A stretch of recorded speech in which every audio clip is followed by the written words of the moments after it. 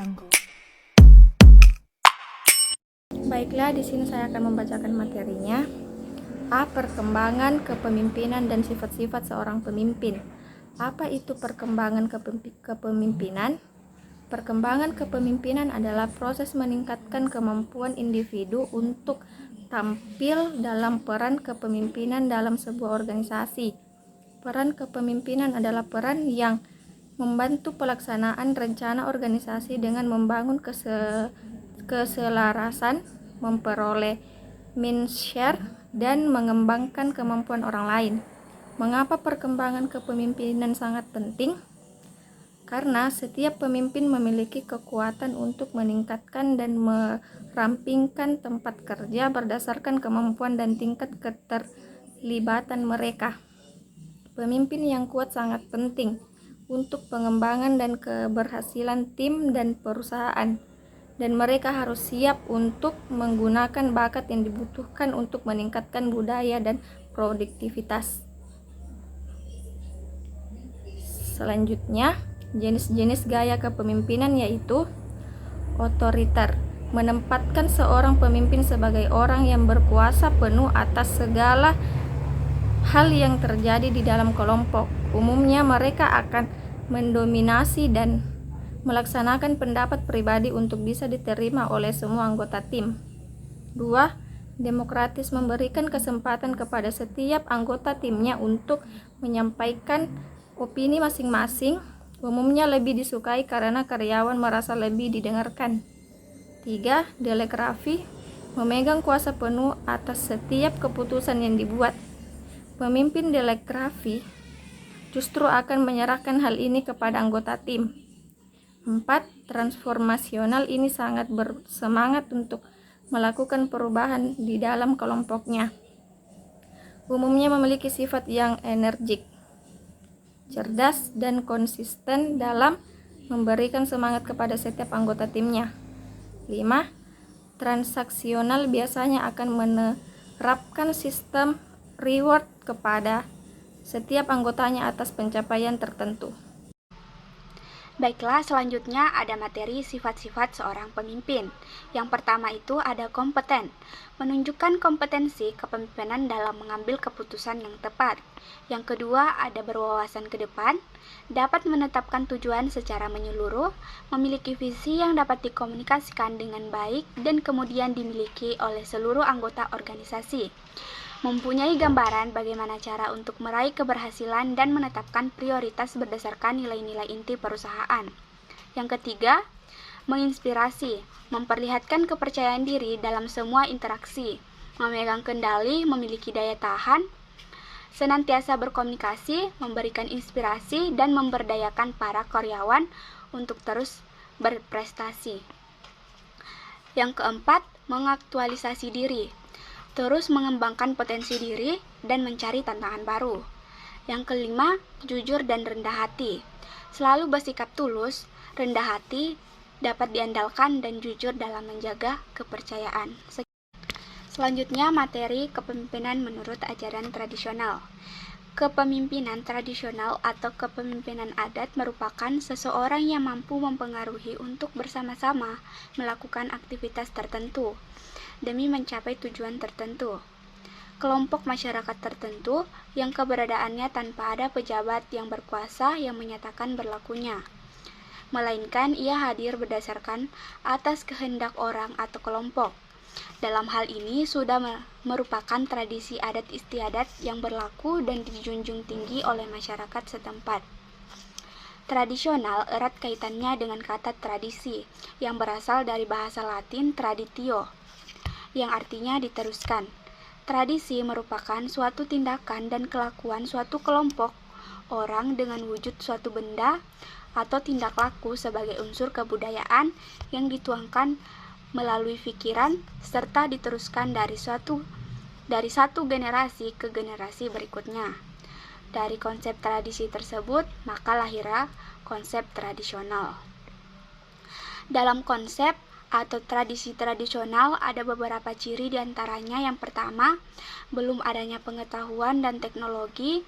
Yang kedua, semakin kecil dan diperkecilnya lingkup masyarakat dari daerah lainnya, maka rasa cinta pada cara hidupnya akan semakin sulit untuk diubah. Yang ketiga, kebudayaan yang terbentuk masih sangat homogen. Baiklah, saya akan melanjutkan materi. C. Kepemimpinan yang dianggap efektif. Kepemimpinan yang efektif adalah kemampuan yang memungkinkan orang lain berkarya seperti kemampuan pemimpin dan sekaligus mereka menganggap bahwa inilah cara untuk memenuhi kebutuhan mereka. Jadi, kepemimpinan efektif ini tidak berhasil, tetapi keberhasilan itu adalah usaha semua pihak, baik pemimpin maupun yang dipimpin. Pemikiran kepemimpinan efektif ini berkembang sesuai dengan munculnya teori organisasi klasik yang dipelopori oleh Human Relation Movement tahun 1930. Dasarnya eksistensi atau keberadaan orang dalam organisasi dianggap sama dan manusia dihargai sebagai manusia. Artinya setiap orang dianggap teman sekerja dan mampu mengambil risiko dalam berprestasi melahirkan inovasi baru. Akibatnya, kepemimpinan efektif ini menimbulkan kepuasan kerja dan perasaan memiliki organisasi, sehingga semua pihak terlibat dalam organisasi. Dalam organisasi negara dan niaga, kepemimpinan yang efektif ini adalah kepemimpinan yang berhasil menjalankan perannya sebagai pemimpin, yang ditandai dengan kepuasan kerja meningkat dalam arti tidak atau minim terjadi keluhan, sabotase, stres, perpindahan, atau pelayanan kepada masyarakat pengguna jasa meningkat. Ya baiklah, saya akan melanjutkan materinya. Tugas dan metode. Tugas kepemimpinan. Tugas seorang pemimpin pada dasarnya adalah menggerakkan, membimbing, dan mengawasi jalannya pekerjaan yang dilakukan oleh para pegawai pada masing-masing bagian atau unit kerja, agar hasil pelaksanaan kerja yang dilakukan pegawainya mencapai hasil yang diinginkan optimal dalam rangka pencapaian tujuan organisasi. Ada 5 tugas pemimpin dalam sebuah organisasi, yaitu yang pertama sebagai penentu arah. Pemimpin memiliki tugas memberikan arahan kemana organisasi akan dibawa. Yang kedua, selaku integrator. Maksudnya adalah pemimpin memiliki tugas sebagai pengintegrasi seluruh kegiatan yang akan dilakukan oleh organisasi yang dipimpinnya. Yang ketiga, sebagai moderator. Pemimpin memiliki tugas sebagai sebagian mediator atau keinginan organisasi dengan keinginan karyawan. Yang keempat, mendelegasikan wewenang. Pendelegasian wewenang diperlukan agar jalannya organisasi tidak mengalami kendala dan terhindar dari birokrasi yang rumit. Yang terakhir, sebagai pemimpin rapat. Rapat merupakan agenda penting yang harus dilakukan dalam sebuah organisasi. Metode.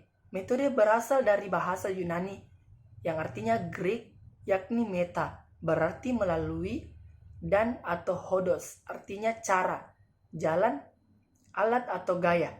Dengan kata lain, metode artinya jalan atau cara yang harus ditempuh untuk mencapai tujuan tertentu.